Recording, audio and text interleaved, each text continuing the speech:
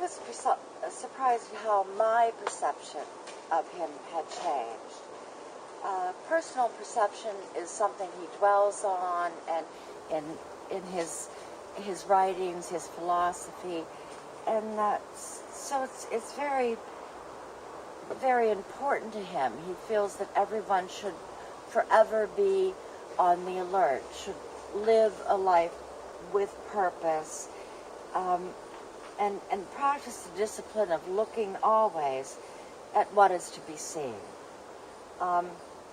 As the saying goes, sometimes this man seems to have not stopped to smell the roses, but, well, he stopped to smell the roses, but he felt that at this time, the Industrial Revolution just started, beginning, etc., that people weren't stopping to smell the roses.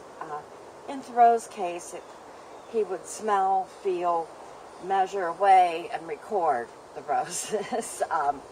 He was very much a botanist, very, very into anything he had to measure and weigh it. He always wanted to feel it. He had to have a sensory connection to whatever he was studying or whatever he was dealing with.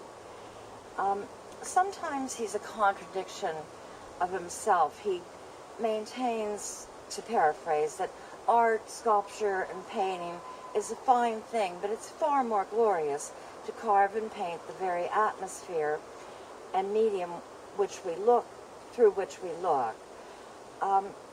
Hopefully, we're led to assume that the carving and painting is to be done sort of in the eyes of the beholder. It's not to literally be done, although he, in a way, goes on to literally do it.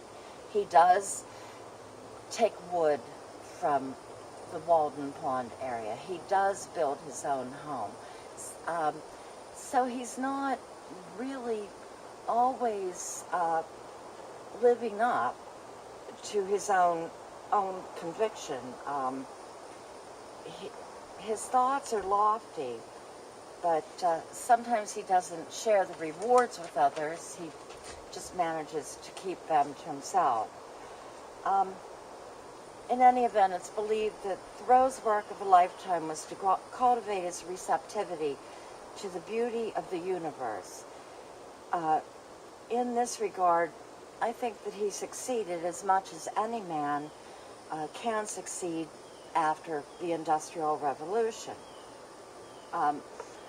His pure enjoyment of, and even while studying Cape Cod and the botany and everything about the Cape, attests to this.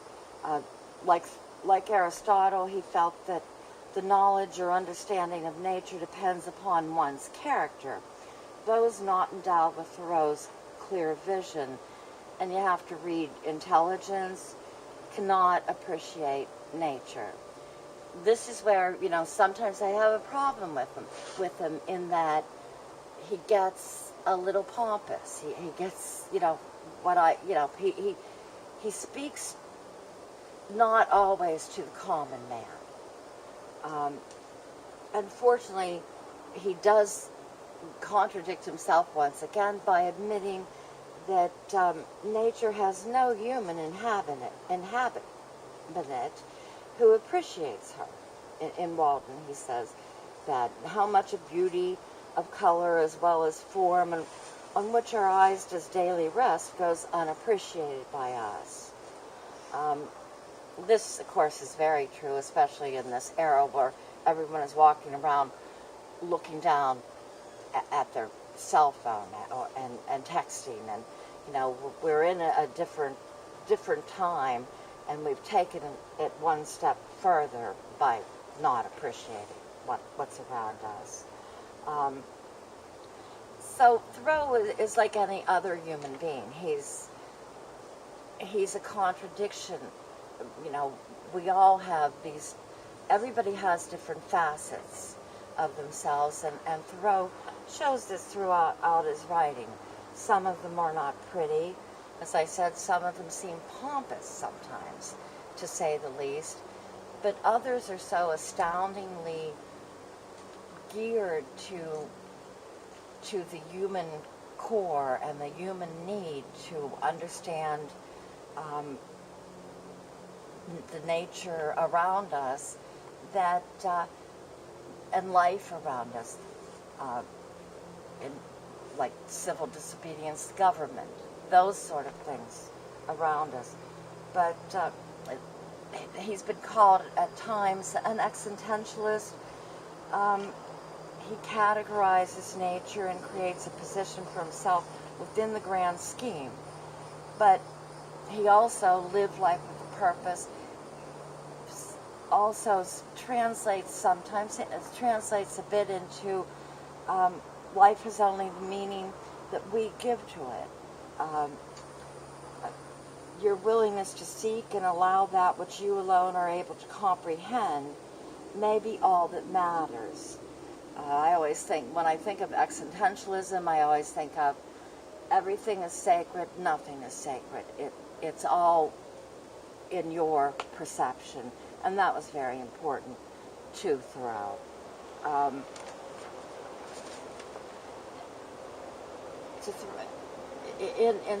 Thoreau seemed to think that nature in and of itself was sacred. It could be understood, it could be measured, like the number of days in one's life. Sometimes described as a solitary man who enjoyed the companionship of others.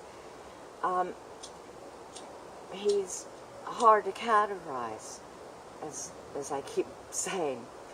In the conversation in Walden between a hermit and a poet, you come away feeling that Thoreau identifies with both of them.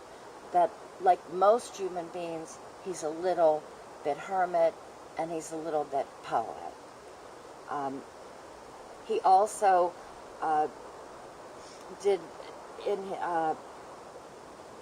not only has a Christian sort of like attitude towards his book Cape Cod, but he studied the Indians and the Eastern religions. I think he would agree very much with Buddha, who said that, being a flute player himself, that a flute, when the string is too tight, it will break and fall. When the string is too loose, it will fall off of the lute and there can be no music. But if it's just right, if there's a balance, which we all need,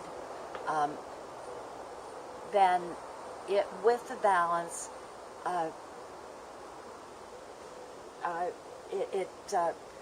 the lute can create music that is so beautiful that it inspires us.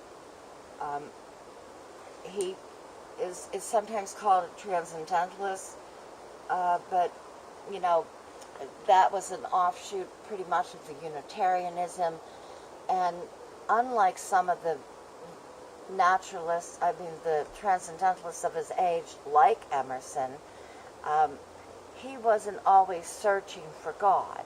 He just happened to sometimes find him and mention that along the way. But that created a rift between him and Emerson, although they were close, I believe, throughout their life. He was just a little to the left. A lot of anthologies always say Thoreau and Emerson, they link the two men together, and that's not really true. They're almost a different generation, and they differ on some very major points. I was lucky. My assignment is Cape Cod, and as I read it, it can only be read for what it is, the journey, a vacation of an inquisitive man. His descriptions are sometimes beautiful, almost poetic, and sometimes funny. It's always more lighthearted than is usual for this writer. I decided to concentrate on his observation and description of the remote beauty that is Cape Cod, as well as its people, who Thoreau seems more, he's more forgiving of the people on Cape Cod than he sometimes is of his neighbors in Walden. One of the things that has been brought up, and it's very true,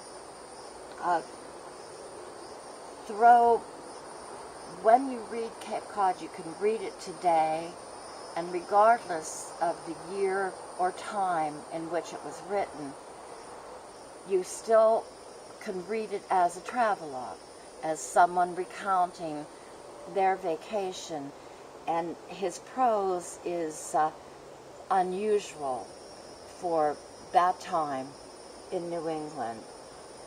Anyway, I'm going to let others go on, and who probably know a lot more about philosophy and anything like that, but I would like to say that in Thoreau comes away with I think with the love of Cape Cod, which anyone like myself who's lived there, you always have that love. It's always your home base. And they stopped at a night in a tavern in Orleans, and where my mother-in-law had a home, and my brother-in-law still lives. But they went to sleep feeling very much as if they were on a sandbar in the ocean, and not knowing whether they would see land or water ahead when the mist cleared. And that's pretty much what is the beauty of Cape Cod, the fact that it is all about the water and the beauty even in the mist. And as I said, now off to someone else.